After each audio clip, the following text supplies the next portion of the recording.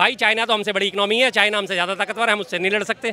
एक विदेश मंत्री अपनी पूरी सेना का मनोबल गिरा रहा है, अपने सारे सैनिकों का मनोबल गिरा रहा है। शर्मा जी का उद्देश्य पता क्या है? पुलवामा याद रखो, निंदनीय घटना है मानता हूँ, लेकिन पुलवामा याद रखो, सर्जिकल स्ट्राइक भूल जाओ। पुलवामा याद रखो, तिरंगे का अपमान भूल जाओ। अब हम ऑक्युपाई कश्मीर जो पाकिस्तान है, कश्मीर का उधर नारे लग रहे कि हमें हिंदुस्तान में मिलना, उधर बगावत हो रही है, उधर पाकिस्तानी सेना को पत्थर मारे जा रहे हैं। मनमोहन सिंह जब कहते थे हम बातचीत से मुद्दा सुलझाएंगे, बातचीत से सुलझाएंगे, मोदी जी घर में जाके ठुक के आते हैं, इनको दिक्कत हो रही है कि पेट में दर्द है। भाई साहब, हिमाचल के अंदर में 1500 रुपए खटाखट क्यों नहीं दिए जा रहे हैं? पंजाब के अंदर में 1000 रुपए खटाखट क्यों नहीं दिए जा रहे हैं? कर्नाटक के अंदर में 3000 रुपए खटाखट क्यों नहीं दिए जा रहे हैं? बनारस की बात चल रही है, बनारस में 2 बार के सांसद रह चुके हैं नरेंद्र मोदी। क्या लग रहा है तीसरी बार भी विजय प्राप्ति करेंगे या इस बार बदलाव होना है? कर लेंगे, कोई दिक्कत नहीं। हाँ, अखिलेश यादव कह रहे हैं कि इस बार 80 की 80 हमारी है। नहीं, इतना ओवर कॉन्फिडेंस में नहीं रहना चाहिए दीदी को, सीधी सी बात है, इतनी ओवर कॉन्फिडेंस नहीं। 80 सीटें तो नहीं आ सकती, हम साफ कहते हैं नहीं आ सकती। ये अपने कार्यकर्ताओं में जोश भरने के लिए ऐसी बातें कही जाती हैं, लेकिन जो हकीकत है वो हकीकत से दूर नहीं जाना चाहिए, सीधी बात है। रही बात नरेंद्र मोदी जी की सीट की, वो उनकी सीट निकल जाएगी, ये तो सब जानते हैं। इसमें तो कोई बड़बोलापन है, बेकार है, बेवकूफ़ी है। अगर हम कहेंगे नहीं जी नहीं वो हार जाएंगे, जमानत जब्त हो जाएगी, ऐसा हो जाएगा वैसा हो जाएगा, नहीं, ऐसा कुछ नहीं होने वाला। तो सरकार किसकी बनेगी? सरकार तो हम एनडीए की बनवा के रहेंगे।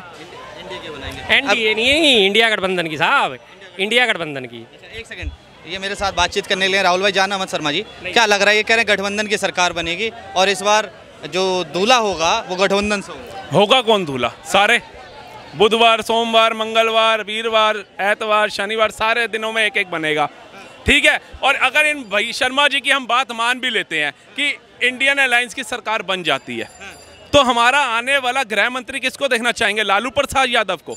शिक्षा मंत्री कौन होगा? तेजस्वी यादव। कानून मंत्री किसको बनाएंगे? अखिलेश यादव को। रेल मंत्री किसको बनाएंगे? ममता बनर्जी को। तो देश का भविष्य क्या होगा? मैं ये भी जानना चाहूंगा इनसे, देश का भविष्य क्या होगा? कानून मंत्री कौन है हमारे? अरुण मेघवाल साहब। कोरोना में क्या कर रहे थे? भाभी जी के पापड़ खाओ, कोरोना दूर चला जाएगा। ये कानून मंत्री की, आज के वर्तमान कानून मंत्री की हालत है। अमित शाह हमारे गृह मंत्री है ना, कितने बढ़िया गृह मंत्री हैं, बाकायदा उनकी फोटो आज तक इंटरनेट पे वायरल है ना, हथकड़ी लगे हुए, दुनिया जानती है ना, तड़ी पार हुए थे 1 महीने के लिए। बताओ फिर ये किस बात के मुकाबला कर रहे हैं साहब? शिक्षा मंत्री कौन है हमारी? मानव संसाधन विकास मंत्री स्मृति ईरानी। क्या है उनकी एजुकेशन? 12वीं पास, 12वीं करके इंटर करके 12वीं, 2 बार वो अल्टा पल्टी कर चुकी हैं। क्या है उनकी? बताइए। आप इस बात पे उंगली उठा रहे हो तो इस बात पे जाओ ना। कानून मंत्री अरुण मेघवाल क्या है वो? स्वास्थ्य मंत्री जो हमारे हर्षवर्धन साहब थे पिछले साल, आपको याद होगा जब कोरोना के टाइम में घर में बैठे हुए मटर छील रहे थे। फिर आप दूसरों पे उंगलियां उठाना बड़ा आसान है भाई साहब, एक उंगली दूसरे तरफ कर रही है, ये नहीं देख रहे कि 3 उंगली मेरी तरफ भी आ रही है। आज की डेट में बता दो, एस जयशंकर साहब हैं, क्या कहते हैं? विदेश मंत्री होने के बावजूद उनके बयान क्या होते हैं? भाई चाइना तो हमसे बड़ी इकोनॉमी है, चाइना हमसे ज़्यादा ताकतवर है, हम उससे नहीं लड़ सकते। एक विदेश मंत्री अपनी पूरी सेना का मनोबल गिरा रहा है, अपने सारे सैनिकों का मनोबल गिरा रहा है, इस बात को कह के कि नहीं हम चाइना हमसे बड़ा है, हम उससे नहीं लड़ सकते। लड़ेंगे किससे? पाकिस्तान से, जो हमसे पहली 18 टुकड़ों में पड़ा हुआ है, जिसके कांग्रेस के शासनकाल में 3-3 बार ऐसी तैसी मारी गई थी, उससे मुकाबला करते हैं। फिर आप क्या कहते हो कि किसको देखना चाहते हो? भाई साहब, काबिल लोगों की कोई कमी नहीं है, काबिल लोग बहुत हैं। और अगर आप इधर देख लोगे, अपने मंत्रिमंडल को झांक लो, फिर आपको सारी सच्चाई सामने आ जाएगी। और कितने नाम गिनाऊं बताओ? इन्होंने अमित शाह जी पे सवाल उठाया कि कोरोना काल में वो कहाँ थे। इनको बताना चाहूँगा, राधा स्वामी पंजाब ब्यास, उनसे मिल करके उन्होंने छतरपुर के अंदर कितना बड़ा बेड लगवाया था कोरोना का, आपको पता है? ऑक्सीजन प्रोवाइड करवाई थी इतनी बड़ी उनकी जगह के अंदर। जितना उन्होंने जमीनी स्तर पे काम किया, ठीक है जी, जितना जमीनी स्तर पे काम किया वो देखिए। अब दूसरी बात में ये कहते हैं कि भैया जी हमारे एस जयशंकर साहब के बारे में इन्होंने बोला, जिन मंत्री मटर चलते हैं, कानून मंत्री मटर, तो स्वास्थ्य मंत्री मटर छील रहे थे। स्वास्थ्य मंत्री कोरोना काल में पापड़ प्रमोट करे थे, भाभी जी के पापड़ खाओ, कोरोना दूर भगाओ। स्वास्थ्य मंत्री जी हमारे मटर छिल रहे थे, इन्होंने वो देखा। लेकिन उस स्वास्थ्य मंत्री के कारण ही कितनी जगह ऑक्सीजन प्रोवाइड हुई, कितनी जगह पे कोरोना से जो जूझ रहे लोग थे उनकी सहायता पहुंचाई गई। केजरीवाल जी को बोलना पड़ गया, अरे अमित शाह जी ऑक्सीजन दे दीजिए, हमारे पास सिलेंडर नहीं है। उन्हीं के नेता सिलेंडर का घपला करते पकड़े गए खान मार्केट के अंदर, उस पर वो देखा ही नहीं होगा शर्मा जी ने। दूसरी बात आ जाओ, ये कहते हैं भैया कांग्रेस के कार्यकाल में 3 युद्ध हम जीते थे। बड़ी बात है भाई, जीते थे, लेकिन उसके बाद भी उसको शांत नहीं करा पाए थे। 10 सालों में कौन सा युद्ध हमने पाकिस्तान से लड़ा है वो शांत हो गया? पहली बात। कांग्रेस कार्यकाल के अंदर युद्ध जीते 93,000 सैनिकों ने आत्मसमर्पण कर दिया था, सबको पता होगा। हमारे जो वहां सैनिक थे वो वहीं पर तड़प तड़प के शहीद कर दिए गए और यहाँ के सैनिक छोड़ दिए गए। क्यों छोड़ दिए गए? सरबजीत की गर्दन लेकर के आए। नहीं सर, सैनिक शहीद हुआ एक बता दो सिर्फ, एक का नाम सरबजीत की गर्दन में है। और वो कब से था?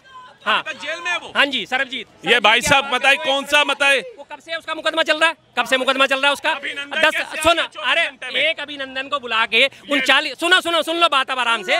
एक अभिनंदन को बुला के तुम अपने कॉलर खड़े कर लेते हो। जो 40 वहाँ पे जवान शहीद हुए उनके लिए क्या है? उनकी माँ बहन नहीं थी, उनकी बेटियां नहीं थी, उनका परिवार नहीं था। जो पुलवामा में सत्यपाल मलिक की वार्निंग के बावजूद जो गवर्नर थे उन्होंने बोला था इनको एयरलिफ्ट कराओ वरना इनके ऊपर हमला हो सकता है, उनको चेतावनी को दरकिनार करके उसके बावजूद भी उनको सड़क से भेजा गया। 300 किलो RDX कहाँ से आया? आज 5.5 साल हो गए, आज तक आप पता नहीं लगा पा रहे।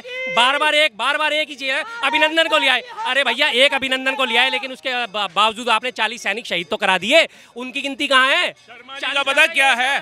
पुलवामा ये RDX की बात ऐसे करते हैं जैसे बड़ी पीसफुल जगह थी, बड़ा शांतिपूर्ण माहौल होता था वहां पर, ठीक है। जब वहां पर तिरंगा जलाया जाता था शर्मा जी चुप थे, जब वहां पर हिंदुओं की हत्या कर दी जाती थी तब शर्मा जी चुप थे, जब लाल चौक पे हरा झंडा लहराते थे शर्मा जी चुप थे। शर्मा जी का उद्देश्य पता क्या है? पुलवामा याद रखो, निंदनीय घटना है मानता हूं, लेकिन पुलवामा याद रखो, सर्जिकल स्ट्राइक भूल जाओ, पुलवामा याद रखो, तिरंगे का अपमान भूल जाओ, पुलवामा याद रखो, हिंदुओं का नरसंहार भूल जाओ, पुलवामा याद रखो, अफजल गुरु भूल जाओ, पुलवामा याद रखो, कसाब भूल जाओ, पुलवामा याद रखो, अफजल हम शर्मिंदा है, तेरे कत्ल जिंदा है, ऐसे लोगों के नारे भूल जाओ। तो मतलब ये क्या चाहते हैं कि पुलवामा के चक्कर में अभिनंदन आया भूल जाओ, कतर से 7 सैनिक आए भूल जाओ, भारत में राम मंदिर का विरोध था, दुबई में राम मंदिर बन गया भूल जाओ। इनके कहने पे सिर्फ पुलवामा याद रखो, क्योंकि हमने मोदी को बदनाम करने की कसम खा ली इनके कहने पे। कह रहे हैं कि सारे मुद्दे कह रहे हैं सारी चीजें भूल जाओ और पुलवामा याद रखो। उस पर याद रखें 40 सैनिक शहीद हुए आपकी गलती से।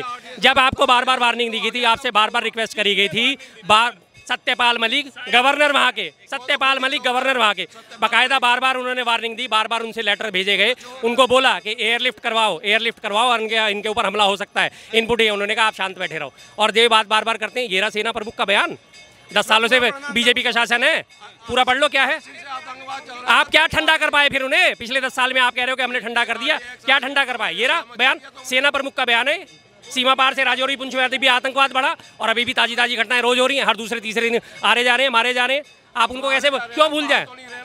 सर इतना इनके कहने से कुछ नहीं बदला है, ठीक है, कुछ नहीं बदला। पहले कश्मीर बनेगा, कश्मीर में हम सारे नारे सुनते थे कश्मीर बनेगा पाकिस्तान, राइट।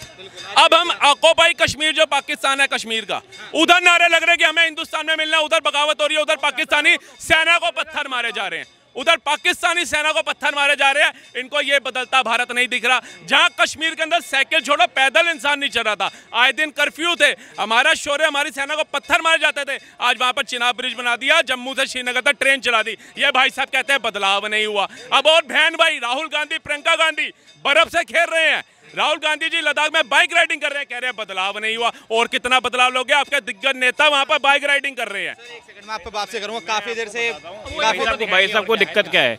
भाई साहब ने भी अखबार दिखाया, ये देखो भाई साहब, ये देश के प्रधानमंत्री और साथ में कौन है? आतंकवादी, आतंकवादी है कांग्रेस। हाँ ये आतंकवादी नहीं है, ये है, वो गलत मत समझो, देखो ये है, ठीक है, ये आतंकवादी है। अब अभिनंदन एक आ गया, इनको बड़ा दुख है इस बात का कि अभिनंदन क्यों आ गया। पहले की तरह होना चाहिए था। मनमोहन सिंह जब कहते थे हम बातचीत से मुद्दा सुलझाएंगे, बातचीत से सुलझाएंगे, मोदी जी घर में जाके ठोक के आते हैं, इनको दिक्कत हो रही है कि पेट में दर्द है। नहीं एक मिनट देखो शर्मा जी प्लीज आप ऐसे नहीं आप यही सवाल सुनो, नहीं टाइम लेके नहीं शर्मा जी ऐसा नहीं है। घर में ठोक के आते हो, घर में ठोकने कैसे गए? यहाँ से बकायदा शॉल लेके गए, बिना बताए सबको गए, जाके वहाँ पे बिरयानी खा के गलबैया करके वापिस आ गए, ऐसे ठोक के आए। गठबंधन की सरकार अगर बन जाती है, मान लेते हाँ जी। हैं, ठीक है, तो मुद्दे क्या रहेंगे?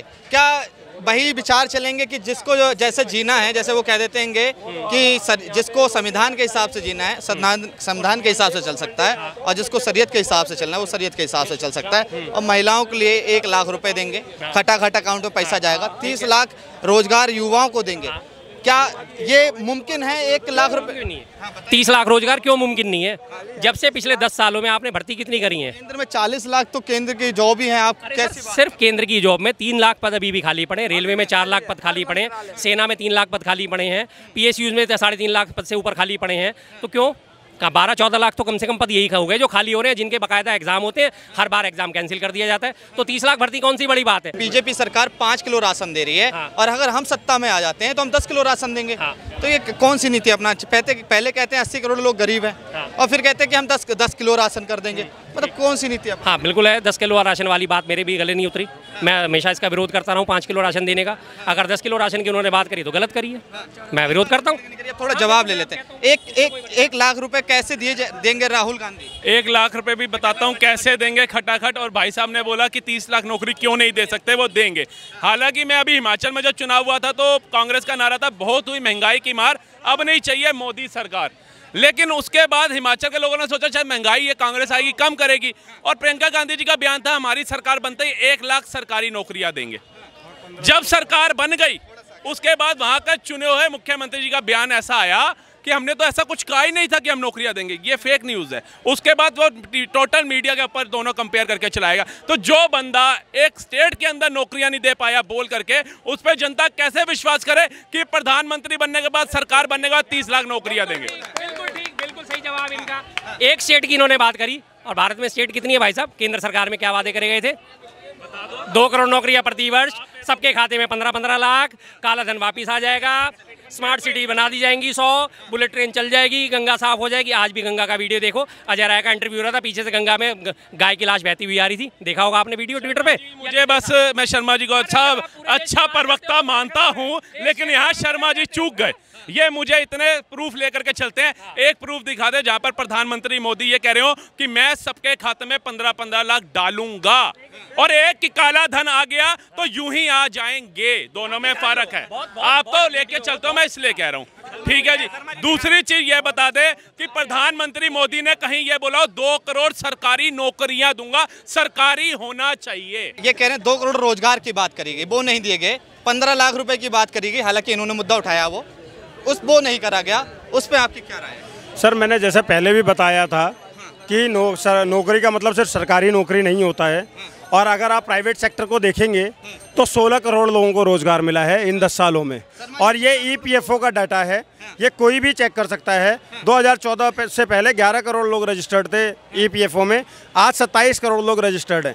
तो उस लिहाज से अगर आप देखते हैं तो लगभग 1,60,000 और 1 करोड़ 60 लाख लोगों को रोज़गार प्रतिवर्ष आप मान सकते हैं ना, या नहीं मान सकते? देखो ऐसा होता है, मैं बार बार एक चीज़ कहता हूँ कि अगर आदमी सिर्फ अपने फ़ायदे की चीज़ें ही देखेगा और उस हिसाब से बातें करेगा ना, तो रोजगार मिल चुका है प्रतिवर्ष। हाँ आप देखिए ना, 16 करोड़ लोगों को रोज़गार मिला है 10 सालों में, आप लगाइए ना, 1.6 बैठता है ना। सिंपल सा गणित है। मैं वैसे मैथ में बहुत कमज़ोर रहा हूँ, लेकिन इतना तो गणित मुझे भी आता है, बस सिंपल सा गणित है। दूसरी चीज़, आप जब कहते हो कि हम 1 लाख रुपए खटाखट दे देंगे, भाई साहब हिमाचल के अंदर में 1500 रुपये खटाखट क्यों नहीं दिए जा रहे हैं?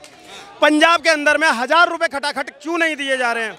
कर्नाटक के अंदर में 3000 रुपये खटाखट क्यों नहीं दिए जा रहे हैं? ये सारे वादे थे ना इन लोगों के, ये सारे वादे इन्हीं लोगों के थे।